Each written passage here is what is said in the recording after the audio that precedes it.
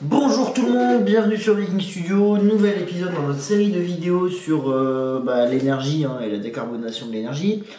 Et aujourd'hui on va aborder une nouvelle source d'énergie qui permet d'avoir des rejets de CO2 assez bas, à savoir l'énergie éolienne, ou l'énergie du vent si vous préférez. Alors, l'énergie éolienne, on utilise des éoliennes ou des moulins à vent aussi, vous allez voir, c'est globalement la même technologie, ça n'a pas évolué depuis la nuit des temps. On l'a juste un petit peu amélioré. En gros, faut savoir que quand vous avez du vent, si vous mettez une hélice dans le vent avec les bonnes formes de pales, elle tourne. Et à partir de là, vous récupérez de l'électricité ou de l'énergie. Bon, on va peut-être rentrer un peu plus en détail parce que c'est un peu court. En gros, votre éolienne ou votre moulin à vent, quand il va prendre le vent, votre hélice, elle va tourner. Enfin, c'est une turbine, du coup, on parle de turbine. Ou des ailes du moulin.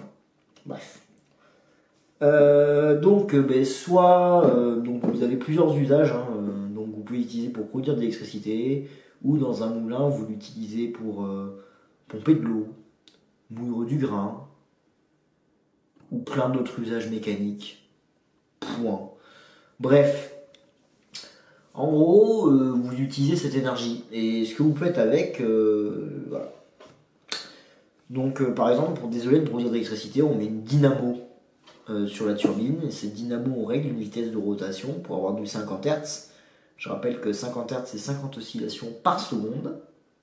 Oui, 50 oscillations par seconde sur un signal électrique. Et comme ça, vous avez de l'électricité à la bonne fréquence pour les réseaux européens. Ouais, puisque les États-Unis, c'est pas du 50 Hz, il me semble qu'ils utilisent. Je crois que c'est du. Oh, je sais plus. Je sais qu'ils n'utilisent pas du 230 volts, ils utilisent du 110 volts, si je dis pas de bêtises. Mais il me semble que c'est pas du 50 Hz, il me semble que c'est du 60 chez les Ricains. Bref, là n'est pas la question. Maintenant, voilà, on a décrit ce qui nous viennent. Maintenant, les avantages, les inconvénients. Déjà, le vent, il n'y en a pas tout le temps. Alors oui, les éoliennes, vous pouvez en mettre un peu partout. Sur terre, sur l'eau, partout. Tant qu'il y a du vent. Mais le problème, c'est que le vent, il n'y en a pas tout le temps et qu'il n'est pas tout le temps à la bonne vitesse. Parce qu'en fait, il faut savoir qu'une éolienne, s'il n'y a pas assez de vent, elle ne tournera pas. Mais s'il y a trop de vent, elle ne pourra pas tourner non plus. Et pareil, si elle gèle, ça peut poser problème. Si elle surchauffe, ça peut poser problème, etc., etc. Ce qui fait que l'énergie éolienne est également une énergie intermittente.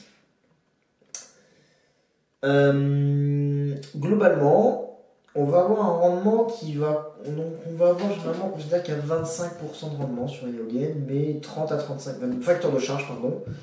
Mais vous pouvez avoir un facteur de charge qui peut monter jusqu'à 30-35% sans autre problème. Et sur l'éolien offshore, on parle de facteur de charge jusqu'à 55%.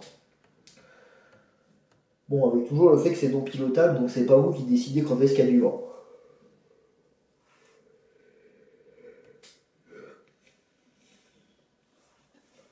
Bref, vos éoliennes, elles tournent, elles produisent de l'électricité, elles font tourner des moulins, ce que vous voulez. Mais maintenant, le truc c'est ça, c'est que vous avez un facteur de charge qui est quand même pas forcément excellent. Donc maintenant, imaginons que vous mettez votre panneau solaire et vos éoliennes ensemble, vous avez toujours le problème d'intermittence qui se pose un peu moins, mais vous l'avez toujours. Parce que vous ne pouvez pas piloter votre production. C'est les facteurs climatiques qui s'en chargent. Comme quoi la solution est compliquée. C'est pour ça que la semaine prochaine, nous verrons une autre source d'énergie. En attendant, je voulais vous abonner, liker la vidéo, la partager, la commenter, vous la montrer à votre chat, votre chien, votre soeur, votre grand-mère, votre arrière-grand-mère, vos tantes, vos oncles, j'en sais rien. Mais vous la faites tourner. Et moi je vous dis à bientôt dans une prochaine vidéo pour le prochain épisode. Pensez à activer la cloche pour ne pas le louper. En attendant, portez-vous bien. Allez, ciao!